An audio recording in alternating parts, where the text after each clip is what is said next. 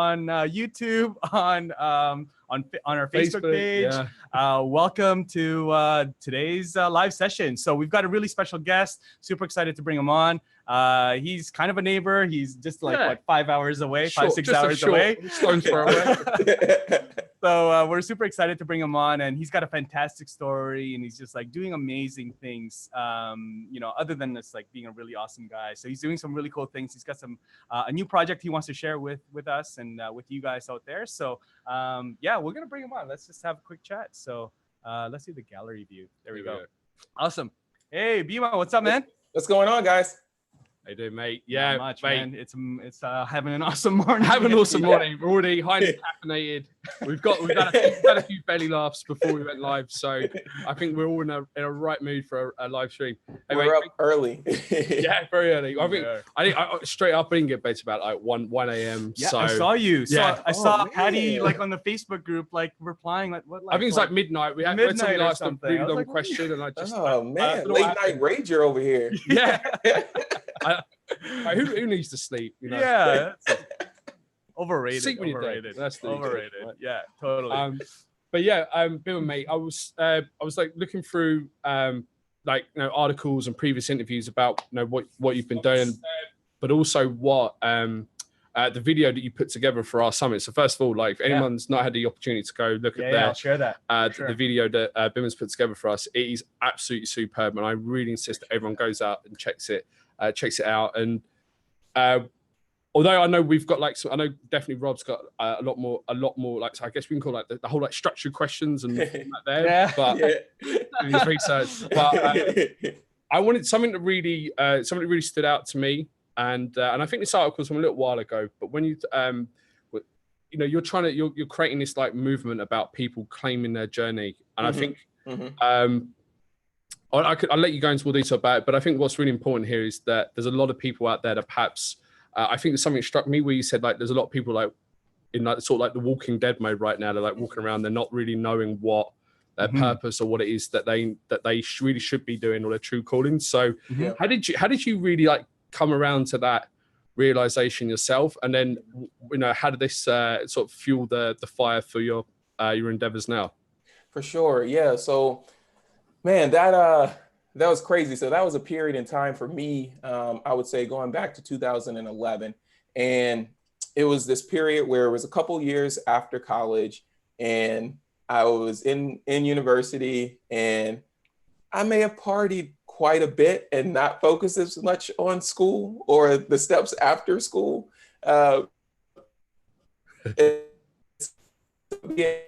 Afford to take on a job because I had student loans, and my mom was like, I'm about to kick you out, so you need to be able to take care of yourself. Absolutely. And I was at this gig, and it was just this data entry job, and forever I had been interested in just cultural things. I love music, I love art, fashion, creative endeavors, etc.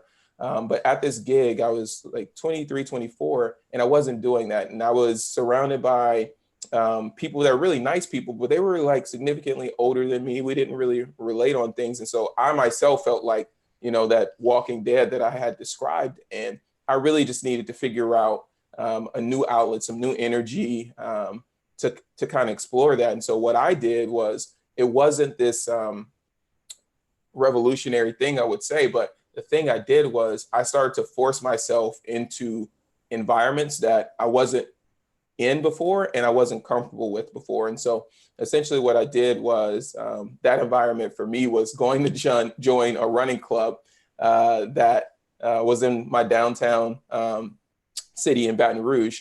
And I'd never been before. There were like 300 people and I didn't know a single person. But what came of that was helping me find my purpose. And so what came of that was I started an Instagram account, and I started promoting just my daily running activity. And it was also a way for me to be accountable. So that's really how I started to kind of find that confidence, and then also start to find what my purpose was through being in a new environment and through leveraging Instagram to just be creative, just allow myself to see what it was about. Yeah. It's interesting because you Awesome. really are like taking yourself out of that I guess it's a well-worn expression. You've got to take yourself out of your comfort zone, but I think this really does ring true here.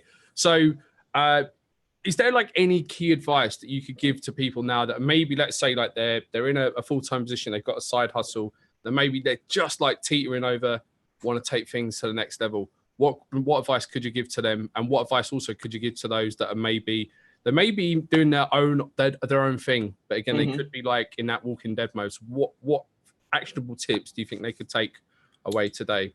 Yeah, this is great. I was having a conversation about this yesterday with a younger friend of mine, and he laughed at me when I told him this, but I said, I think for you to be successful, and I was speaking to myself as well, and anyone that wants to be successful, I think you have to be in denial. And he thought that was a crazy thing. I was like, no, it's not. I said, the reason I say that is because you're going to be in a situation, especially if it's an uncomfortable situation, going from something you're very familiar with to something you're not. So you're going to take a lot of L's. You're going to get a lot of no's, and things are not going to go to the plan that you want. That's not to say that's a bad thing. Like sometimes things don't go to plan and it's amazing. But you have to put yourself in a frame of mind in that I'm just going to do whatever it takes consistently until that success point comes. And that's, for me, that's just the advice, because sometimes I feel like a lot of people go into things and they might have this idea that, oh, it should happen this way. And if it doesn't, then it's not meant to be. And that is one perspective. But my perspective is maybe it's just not meant to be now, but if you continue, it could come into fruition. So my advice would be in denial and just try to keep going until you can get to the place you want to.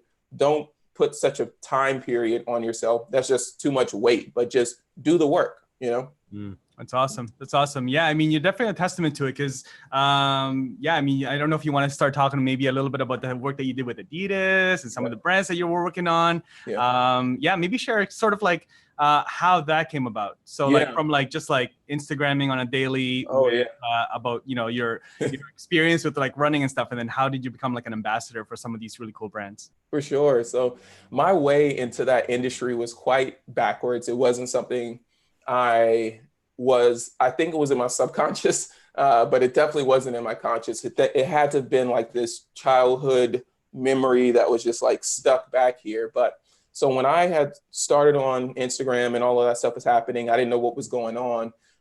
My engagement was very poor. Like this, it wasn't like this like crazy account. But what happened was I met this mentor. Her name's Teresa Overby.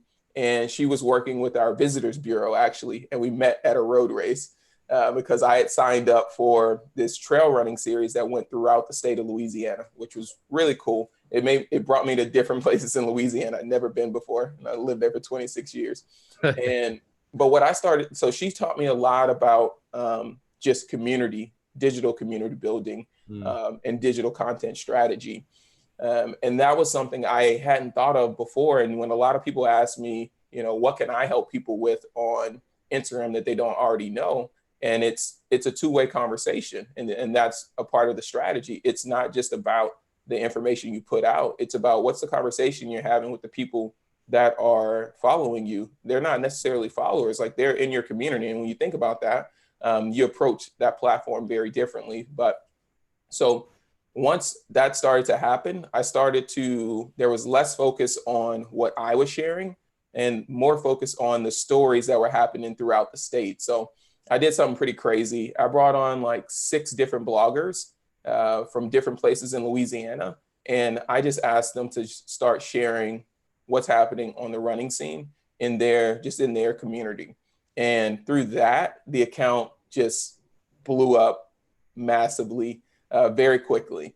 And then again, I was in a very creative space and I wasn't getting a lot of no's. So when you're not getting a lot of no's, a lot of ideas come through, some good, some bad. So one of the crazy things we did was I was very big about how could I put running in people's faces in Louisiana where they couldn't avoid it, especially because, we're more known for football, having fun, drinking. we weren't really known for trying to be healthy or that type of thing. And I didn't want to push the healthy thing. I wanted to push like, this is just fun. It's community. You get to hang with friends. You get to go drink some beer. And I wrapped my truck in this ridiculous electric blue, and it had like Run Louisiana on the side of it. And then we also made a really ridiculous rap video about running. And like at this point, we were no longer just this, running account. Like it was a running movement. Multiple people in Louisiana knew about it. We were on news outlets. And of that, what I didn't anticipate to happen was it would bleed out of Louisiana and get the attention of a lot of businesses. And so there's this big running event down in Austin, and it's called the running event. I know. The running event. So I wonder what this event's running. The one. It's the one, guys. And at this thing, I didn't realize it, but we were doing things through social media that global brands hadn't figured out yet. And I didn't realize it. Again, I was just in a very creative space. I was having fun. I felt re-energized, and we were just building community online. And brands like, I kid you not, when I went to the running event, brands like Nike knew who I was, Adidas knew who I was, New Balance, Brooks Running, Saucony, Asics. And it was a huge surprise to me. Like I had no idea like people were aware. And I think a lot of that had to do with maybe some of the reps, the local reps that would come in town, go to some of the shops, come to some of the running events. They were aware of it, and perhaps they brought it back to, maybe their global sales meeting, and they were talking to the leadership teams there. But the craziest thing that happened, this is how I got into the industry and how I moved to Boston, was I went to one of the parties there. Saucony had a party, and it was for one of their shoe launches, I believe like the Mirage 2 or 3. And this was in the 2012. And the CMO just randomly comes up to me at one of the parties, like on a dance floor. And he's like, "Hey, we want you to move to Boston." And I was like, "Ha, no, you don't." And I was like, that's just never happened to me before. And I thought he was just playing with me. He's like, "No," like the next day is like, "We really want you to move to Boston, and we want you to head up our global social media strategy." Wow. And I was like, "Wow. Oh, wow." This is a serious thing. And it was a hard decision because we had, I met my wife back home, and we had started this amazing community. But it was also like, I'd been living there for 26 years. And then this was in the footwear industry. It was an opportunity on a massive level. And I ended up taking that gig. And so when I got into Saucony, I was going into Saucony at a very different mindset than when I was starting, my thing. I knew the mistakes that I made. I knew new strategies that I wanted to try. And I knew I had different leverage on this platform that it didn't have, just doing my own thing in Louisiana. And so I went in guns a-blazing. So there was, we talk about work-life balance and, all of those things. There's none of that. There was just pure focus. And there was like, I got to get these ideas out because they need to happen. But what happened through that was Saucony had this lifestyle account called Saucony Originals. And it wasn't their main thing. It was, their main thing, bread and butter, was performance running. But the Originals was, the older shoes that they had from the 80s and 90s. And they would just do some really cool color ups on them, et cetera. And there was this kind of eco subculture growing with that. And from my perspective, I was like, oh, this needs a home. They need to start putting more content out around that. The challenge was that there's zero budget and there was no one else to do that. So it was like a side passion project that I took on. But essentially part of that strategy on Instagram was before stories, before live, before a lot of these new features. And I just implemented a simple strategy. I just started reposting content from the community. And I started getting content from these different influencers at the time that were posting reviews on YouTube, and they had really strong following. And within that year, the account went from 3,000 followers to 80,000 followers organically. Wow. No paid media plan, no additional ads. It was just purely of the community and just in the time we were in Instagram. And it also turned into sales. We ended up just doing millions of sales through that one channel. And that's when, you know, I realized how crazy Instagram is and how strategic you can be with it, and just really found my niche through that experience. Yeah. I think it really is an incredible, like, remarkable and incredible story. It shows that, yeah, you said you do the reps, you do the, you do the hard work at the start. It definitely does pay off. But you could see, like, our eyes were just taken away off the screen, and we were looking at the Saucony originals. Sorry, is it Saucony or Saucony? This is my British accent coming into play here. It's Saucony, and people used to call it. I used to have so many Sonicky, Saucony. In New York, it's Saucony or Coney. There's a lot. But you say, like, it's like an incredible. You said, you know, you've gone from, like, you know, zero budget, and you've working with the tools that you have, and I think, like, today it's like 300K, and he's truly remarkable. And I know that a lot of people here, like, we've got so many questions that are coming in. We want to jump into, like, Instagram strategy. Yeah, all the Instagram questions. So I'm gonna stop talking now. So let's jump into this. If you're ready to do that, mate. Oh, let's do it. So we've got a question from Tom Miller. It says, "Hey guys, Bimma, did you drive IG traffic to your email list first for your course, and then launch from there, or direct to your IG to a sales page?" Thank you very much. Yeah.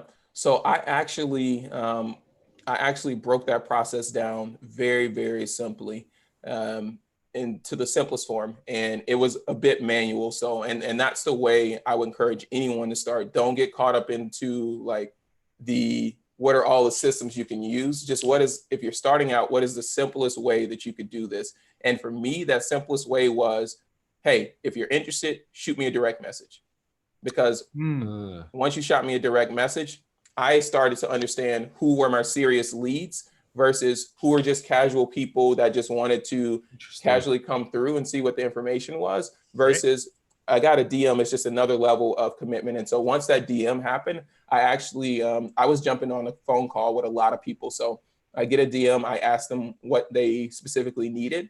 And if we were aligned that they were really in need of my help in my course, I get them on a phone. I get on like a 20-minute phone call. I explain that to them. And then that would turn into a client for me for my course, actually. So just starting out, that was the way that I decided to do it.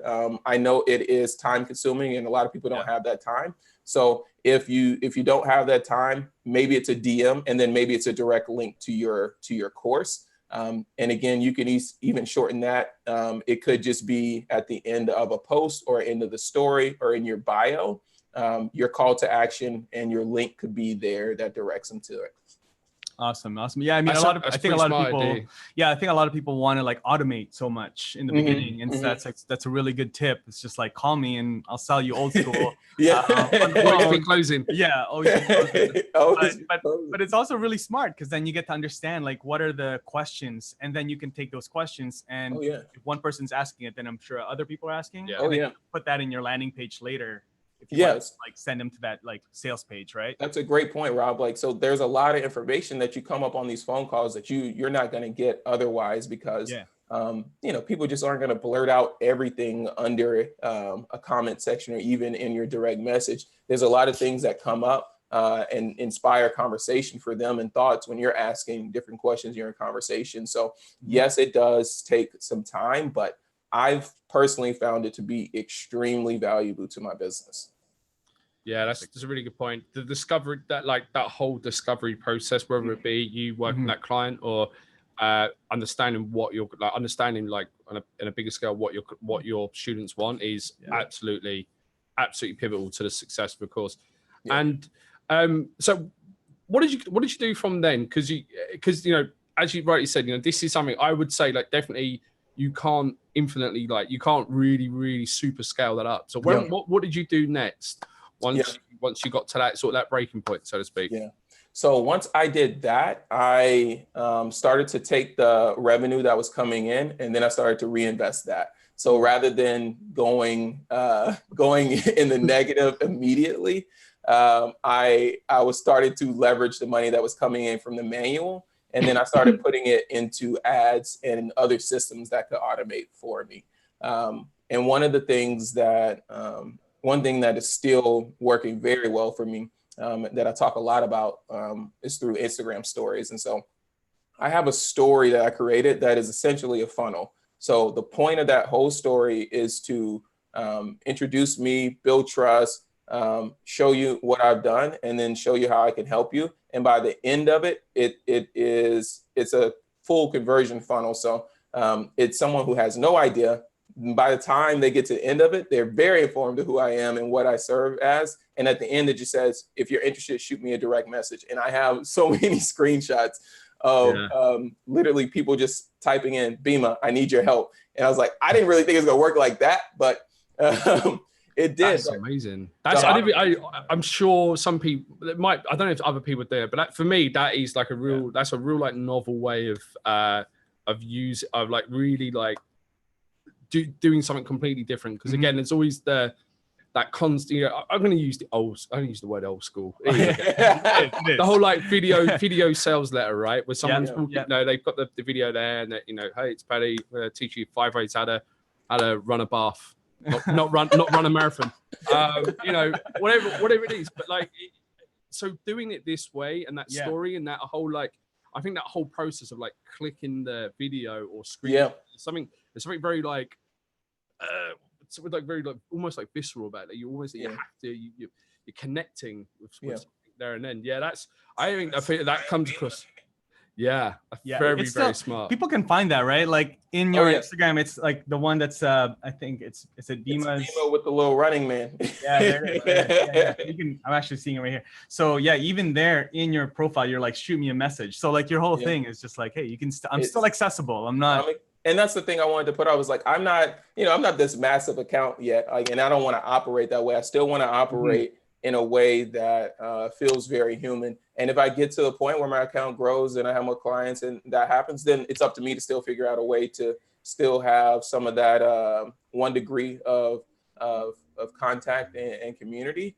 But right now, it's still manageable, yet it's also profitable, and it works great for what I need to do. Awesome. Great. I know you've got a new project, but before we talk about that, I'm really curious how you sort of came about like, hey, I should create an online course. Because I think a lot of people they get to that crossroad and they're like, for different reasons, and curious what your reason was. Yeah. So for me, always been entrepreneur, and when I started focusing on working with clients on Instagram, it was great, but it was also like, oh, this is a lot to go one-on-one with different clients and then jump into the next client and just try to be so smooth with it and just maintain time. On top of that, work-life balance, family, just enjoying life. It was very difficult to do. And so I stumbled up on Thinkific actually through this account called Travel Noir. And the account is a travel account, and they post really beautiful content. And I found out that through that Instagram account that the woman had a course. And in her course, she taught people how to travel without breaking their budget, and sometimes for getting free trips and etc. And I was like, oh, this is interesting. And I just kept digging, went down a rabbit hole. I read like all of the articles on Thinkific, and I was like, oh, this is automation. I was like, this is how people are able to take on multiple clients, but without having to just kind of burn yourself trying to go from client to client to client to client. You can work with so many through a course. And that's how I got into it, because I was like, yes, I want to work with more people. I want to reach more people, but I don't want to do it just me one-on-one. Like if we can use technology in a really smart way, for me, it's work smarter, not harder. Like that's what I wanted to do. And so when I saw that, it made tremendous sense. And it didn't take long to sell me on that. That's awesome. That's awesome. Yeah, no, that's great. Like a lot of people do say that. They're like, hey, like, why do you even start online courses? Like, well, I want to help more people. I'm full. My calendar's full now. So how do I then leverage my time and technology? So that's great. That's good to hear, man. That's awesome. Yeah. So how's it going now? Like now that you're able to, like, you have an online course that's on demand and you're still taking calls and still doing a bunch of stuff. How's the experience from your students' point of view, from like what you hear from them? Yeah, so it's always an interesting thing to put together a product or put together a content, if you will. I just say product because that's the language I use, but it's, you have expectation, and then to put it in someone's hands, they have a different experience or expectation with it. And sometimes I even, like, I had instances where it's like, oh, they don't need this information. That's kind of intuitive. But I would get feedback that no, like that actually was great because I didn't know that at all. And for me, it's been the community side of it. Like my students have been incredibly engaged in the content and the specific content I have around stories, because the way I approach it is through a deep dive into customer profiles and then different content techniques and different content ideas that actually convert. And so my whole end is like, it's not just putting out content to be, it's what is the end purpose of that content? You know, is it to inspire the end user? Is it to teach the end user? Do you want that end user to opt into something? Like what is it? And just have a strategy around it, because you can't post the same thing all the time without it getting old and having some fatigue, but you can tweak it quite a bit so that it serves and fits that need. But I think the most beneficial thing or rewarding thing for me is to see my clients' accounts and their business grow. So I had one of my clients, they had an account when we first started working. I had 6 modules, and then I have live classes every week, just to touch in. If you have questions, let's go through it. And her account went from about 394 followers. By the 6th call, we were at just about to touch 1,000. And it was just through the strategy. I was like, this is awesome. Like, it's working for people. This, I don't think nothing else matters. It works for people. And for me, that's been the most rewarding thing.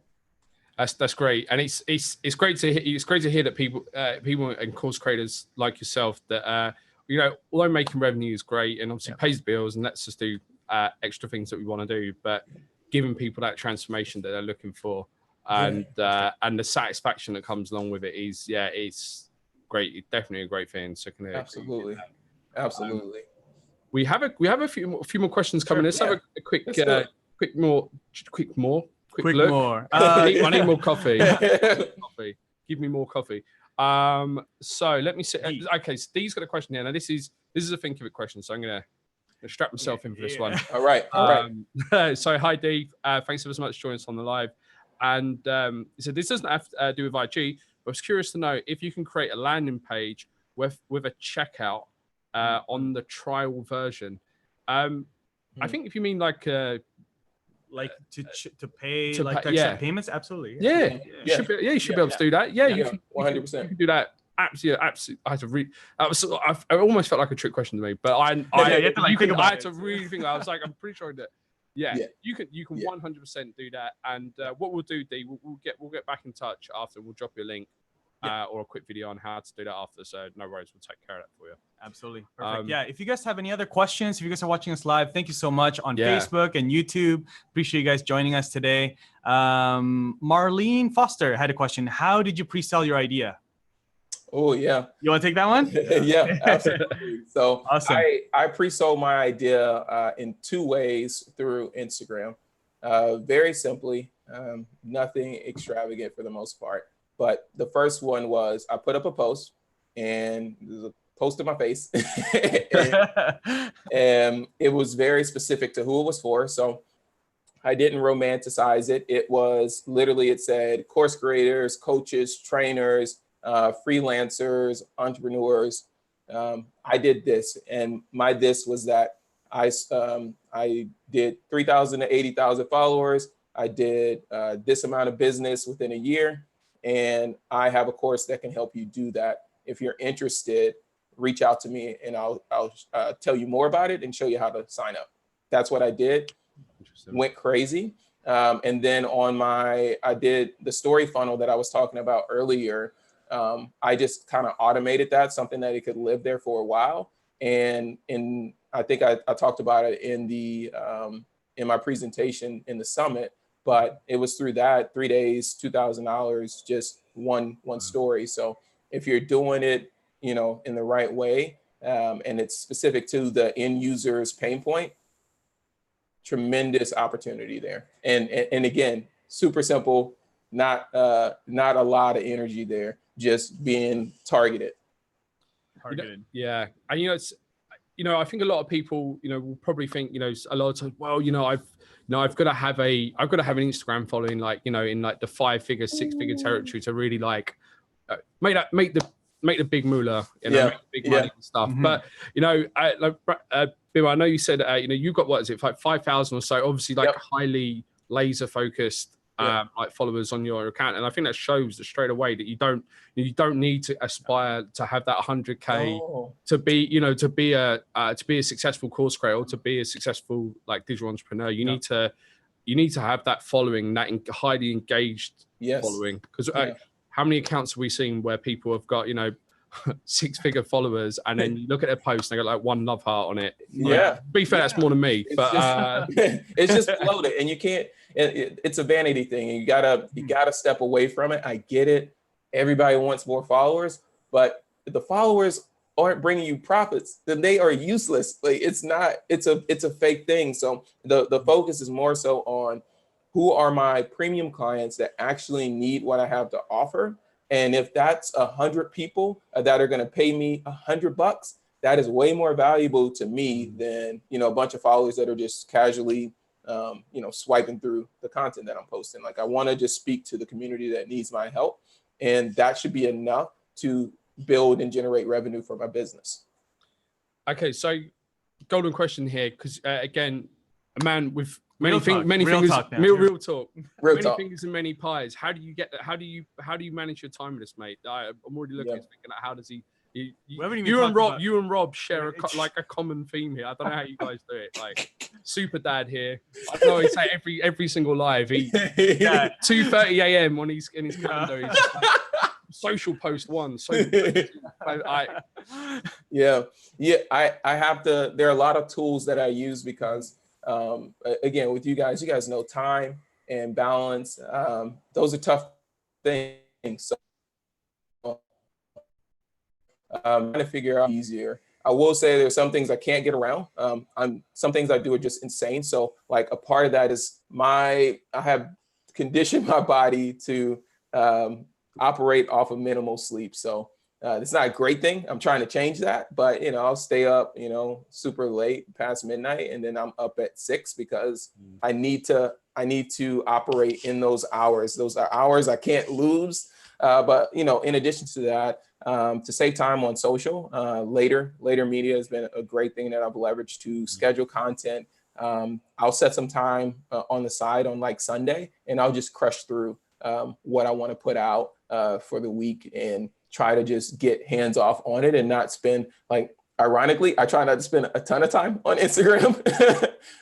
So scheduling has helped me a tremendous amount in that regard. And then again, from another side, as far as if I'm trying to jump on the phone with someone, Calendly has been a great tool, as well as Acuity, to set up what my time looks like for the week. And I can simply share that link to someone so they can pick a time that works for them, and it shoots me an email, all that stuff.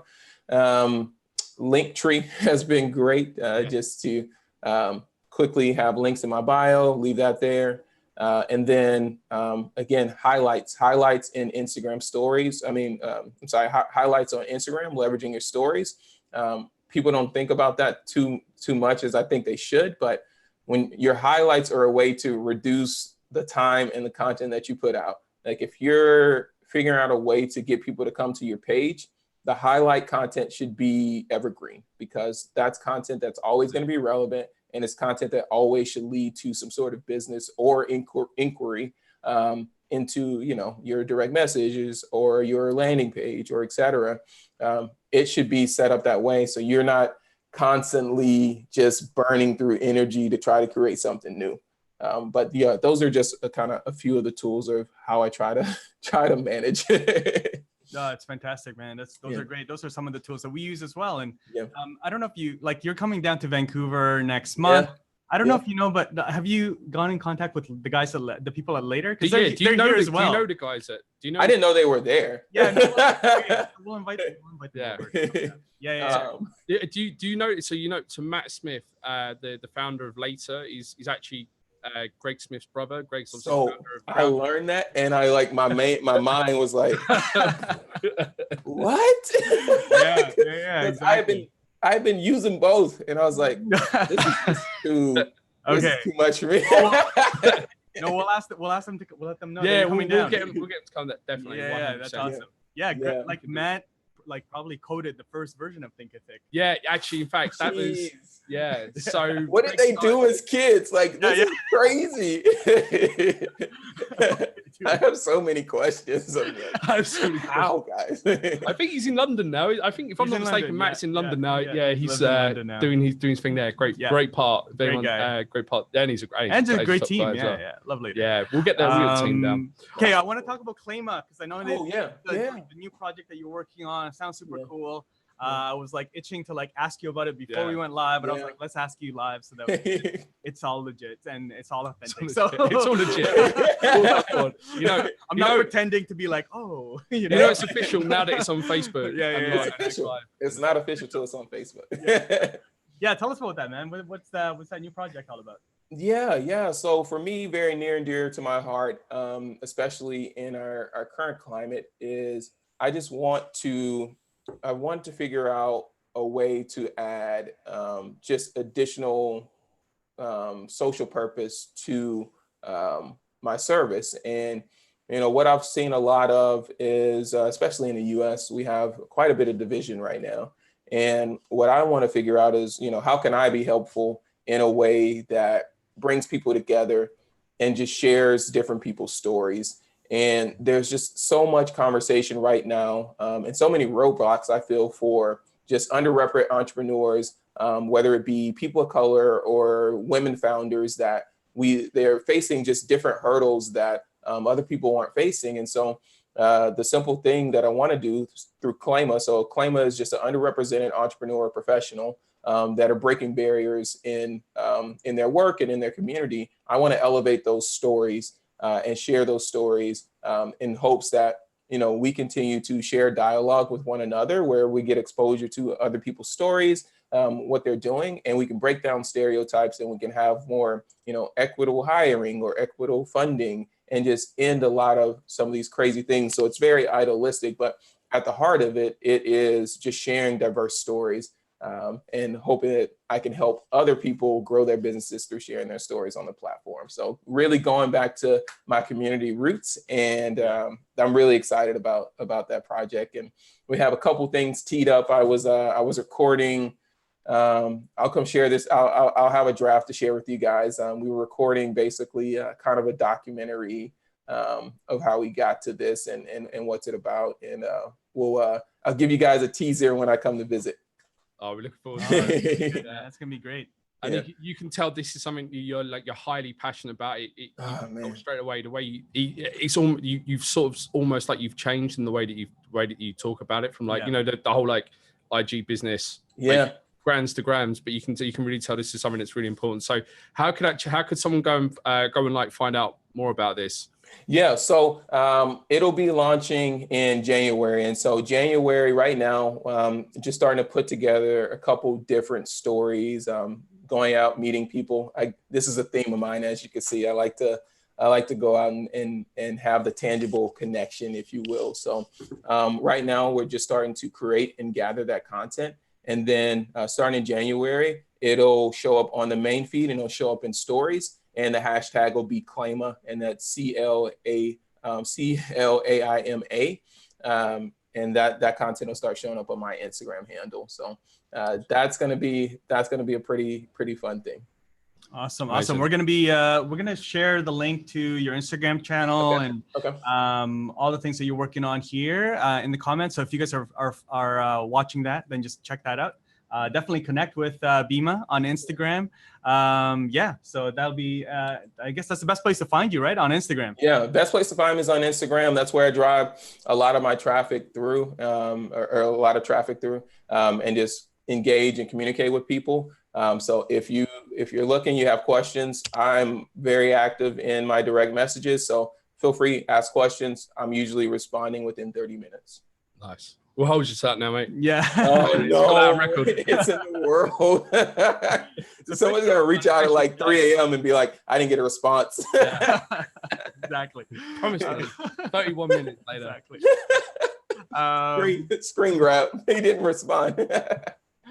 Awesome, man. I think we're gonna wrap it up. Unless there's any other questions, we'll kind of hang out for a couple more minutes. But yeah, let's leave with this.